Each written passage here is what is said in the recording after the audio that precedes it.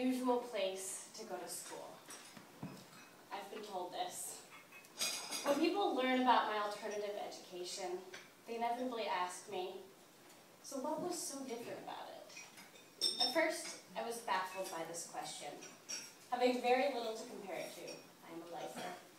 But over the years, I've begun to better understand what sets this school apart.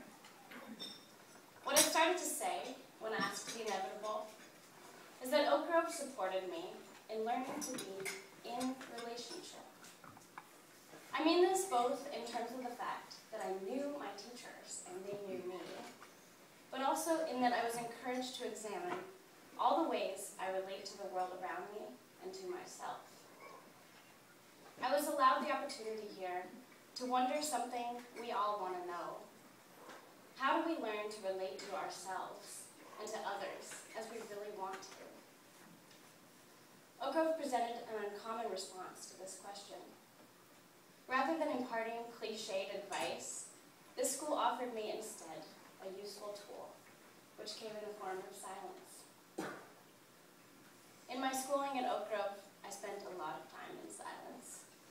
Not because I was particularly quiet, but in group silence.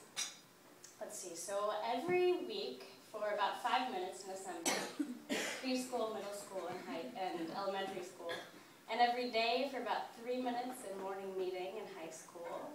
So if you carry the one, I actually attempted to calculate this, and the figure I came up with was approximately 3,300 minutes, or 55 hours I had spent in silence with my teachers and peers at Oak Grove. Now you may already know this, but in our country's not so recent history, shortly after the time that prayer was banned from public schooling, silence was also banned. Silence in group, held with intention, being a form of prayer for some faiths. So what that means is that this is a very unusual and even controversial practice to be held during school. But when I think back to my schooling here, that silence speaks awfully loudly to what Oak Grove tries to foster in its students. We were never really instructed in what to do with the silence. It was not time for prayer, although maybe some use it that way. It was not time to think about what you did. Actually, it was more like ninja training than either of those. It cultivated our long-forgotten attention spans. The silence we held together worked. You didn't have to believe anything for it to work.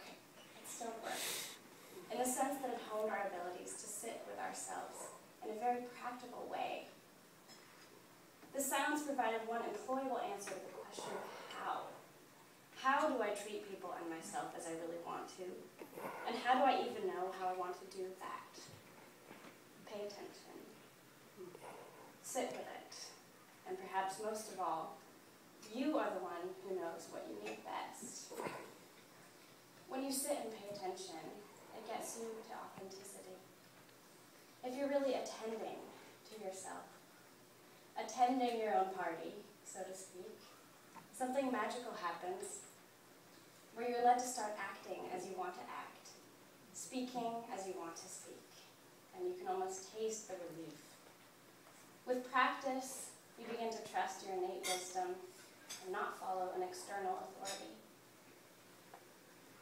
In my eyes, we need more people who are willing to follow their own inspiration.